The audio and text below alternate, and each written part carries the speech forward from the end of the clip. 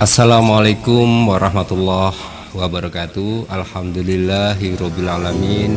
Salatu wassalamu ala asrofil anbiya'i wal mursalin wa ala alihi wa sahbihi ajma'in, amma ba'du. Sahabatku sekalian, dalam Sinau Bareng edisi kedua ini, saya ingin mengajak saudara-saudaraku sekalian untuk berpikir kembali, untuk mencerna kembali pada sebuah kata. Jika tidak ada peluang menang, buat apa bikin partai? Suatu hari saya berbincang dengan guru saya, sahabat saya, sekaligus mentor politik saya. Beliau mengatakan bahwa kebanyakan politisi itu menjanjikan benih yang subur kepada masyarakat gurun pasir. Dari kata-kata guru saya ini, kemudian saya mencoba flashback ke belakang, tepatnya atas sebuah pernyataan politisi Rusia. Dia adalah Nikita Khrushchev. Suatu ketika, kisaran tahun 1963, tepatnya di Beograd, di depan ribuan bahkan jutaan pengikutnya, dia mengatakan, semua politisi sama saja. Mereka menjanjikan membangun jembatan meskipun di tempat itu tidak ada sungai. Nah, apa maksud pernyataan Khrushchev tersebut? Apakah ia mengatakan bahwa para politisi itu membohong semua?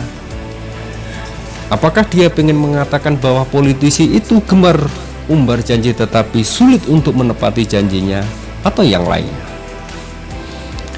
Karena itu, seorang tokoh Amerika Serikat yang juga dikenal sebagai tokoh anarkis yang hidup di tahun 1869 sampai dengan 1940, dia adalah Emma Goldman.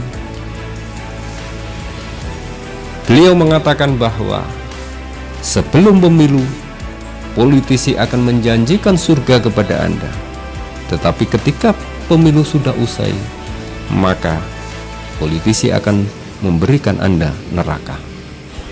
Gayung bersambut juga pernah disampaikan oleh mantan Perdana Menteri Inggris Margaret Thatcher, yang pada intinya memiliki kesamaan makna yang sama. Sang Perdana Menteri mengatakan bahwa segala sesuatu yang dijanjikan politisi di musim pemilu pada akhirnya harus dibayar dengan menaikkan pajak atau berhutang. Saudara-saudara sekalian, mungkin itulah yang kemudian di benak seorang politisi Prancis sekaligus presiden Prancis di era tahun 60-an, Charles de Gaulle. Beliau juga mengatakan bahwa saya sampai pada kesimpulan bahwa politik itu terlalu serius untuk diberikan kepada para politisi. Lebih lanjut, Nikita Khrushchev di depan jutaan pendukungnya mengatakan, apakah dengan makin banyaknya partai berarti makin besar peluang untuk hidup sejahtera? Bullshit, katanya. Rakyat tak butuh banyak partai. Demikian pernyataan dari seorang pemimpin Uni Soviet yang kemudian diamini dan disorak gembira oleh jutaan pengikutnya.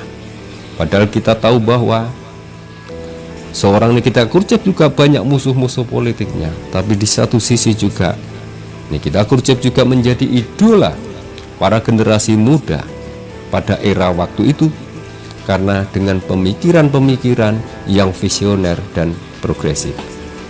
Mungkin dari pernyataan sang presiden di awal Orde Baru, kemudian sang Jenderal Soeharto melakukan fusi dari 48 partai menjadi 3 partai, karena mungkin menyimpulkan bahwa terlalu banyak partai maka akan mempersulit menjaga stabilitas keamanan, akan mempersulit menjaga dan mensolidkan stabilitas politik, sekaligus mungkin dengan banyaknya partai akan mempersulit dalam rangka mencapai pertumbuhan ekonomi. Saudara-saudaraku sekalian, di sini kita tidak akan mempelajari terkait dengan pola politik dari sang politisi yang ateis, yang anarkis, ataupun yang komunis. Tetapi di sini kita belajar makna apa yang terkandung dari pernyataan-pernyataan tersebut. Karena sering kita diajari, jangan pernah melihat siapa yang bicara, tapi lihatlah apa yang dibicarakannya.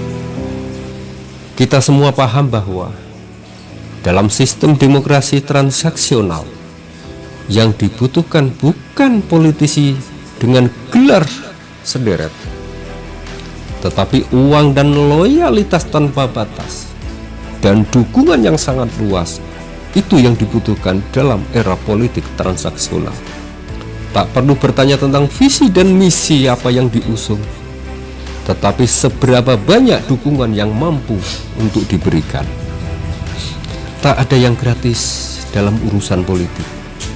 Demikian kesimpulan yang disampaikan oleh Markus Mitscher, seorang pengamat politik dan demokrasi. Tapi apakah kita yang memiliki nalar dan etika politik juga akan larut dalam penghalalan segala cara itu? Apakah dalam berpolitik kita sebagai generasi akan datang juga akan menggadaikan integritas dan menggadaikan idealitas kita? Itu yang harus kita renungkan bersama. Itu yang harus kita perjuangkan bersama-sama. Saudara-saudaraku sekalian, kadang dalam prakteknya politik itu tidak punya agama dan jenis kelamin. Seorang Fidel Castro, sang diktator Kuba, pernah mengatakan bahwa jika politik punya agama dan andai kata Islam dijadikan sebuah tautan, maka pertanyaannya, kenapa kemudian umat Islam tidak bisa disatukan dalam satu wadah partai politik? Seorang cendekiawan dari Pakistan, Ziauddin Sardar, dia juga mengatakan bahwa impossible semua umat Islam bisa disatukan dalam satu bendera partai politik apapun namanya. Please pula jika menunggu umat Islam untuk bersatu, lantas sampai kapan menunggu? Di sisi lain, gagasan tentang pan-islamisme yang digagas oleh Syekh Afgan pun tumbang. Di Indonesia, Masyumi hanya bisa besar di satu era pemilu karena dicacah egoisme para pemimpin politiknya yang tidak mau mengalah. Mereka semua hanya ingin menjadi imam, tapi enggan untuk menjadi makmum. Lengkap sudah derita politik yang ingin menjadikan satu partai politik untuk umat Islam. Lalu, jika tidak ada peluang untuk menang, buat apa bikin partai? Pertanyaannya sederhana. Memperbaiki partai yang sudah ada dan kemudian berjuang di dalamnya, atau kemudian kita punya pilihan lain membuat partai yang lagi-lagi peluang untuk menang itu sulit. Saudara-saudaraku sekalian, di era mendekati liberal ini, mari kita bersama-sama menegakkan demokrasi yang bisa berdampak pada kesejahteraan masyarakat. Kita bersama-sama menunjukkan bahwa perilaku politik para aktor-aktornya tidak semua seburuk apa yang dipahami dan diprasangkakan masyarakat. Kita harus mampu menunjukkan bahwa menjadi aktivis politik itu haruslah memegang norma dan etika. Kita boleh bersaing, tapi tunjukkanlah bahwa dalam persaingan itu terkandung makna fastabiqul khairat, berlomba-lombalah dalam kebaikan. Di sini semua kita sadar bahwa manusia sebenarnya adalah makhluk homo sapiens, yaitu makhluk manusia bijaksana, manusia yang pintar. Dengan demikian, diandai kata bahwa manusia bijaksana itu dimanapun berada dan memegang jabatan apapun, tetap bertanggung jawab moral atas perbuatan terhadap manusia lain. Mengapa bertanggung jawab moral?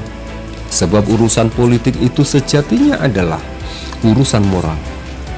Seorang Paus Yohanes Paulus II tahun 2001 juga mengatakan, para politisi tidak dapat dipisahkan dari moral.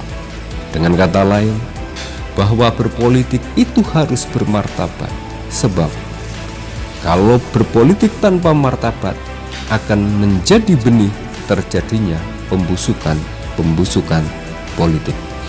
Tidak aneh kalau hilangnya moral dalam berpolitik itu menyebabkan manusia bijak atau manusia homo sapien itu kemudian dibutakan oleh kemuliaannya dan disihir oleh puisinya sendiri. Mempunyai mata tetapi tidak mampu melihat, mempunyai telinga tetapi tidak mampu mendengar, memiliki hati tetapi tidak mampu merasakan, memiliki otak tetapi tidak mampu berpikir.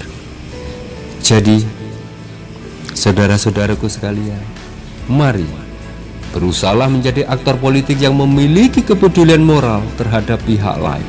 Jadilah politisi yang berpegang teguh pada etika dalam rangka menjunjung nilai-nilai demokrasi yang ujungnya adalah untuk kesejahteraan masyarakat. Itulah catatan-catatan di Sinau edisi kedua kali ini. Mudah-mudahan ini menjadi renungan kita bersama, menjadi bahan diskusi kita bersama, menjadi bagian introspeksi bagi kita bersama, sekaligus menjadi titik awal untuk memperbaiki pola politik ke depan mendekati tahun pemilu 2024. Terima kasih atas perhatiannya. Mohon maaf atas segala kekilafannya. Terima kasih. Assalamualaikum warahmatullahi wabarakatuh.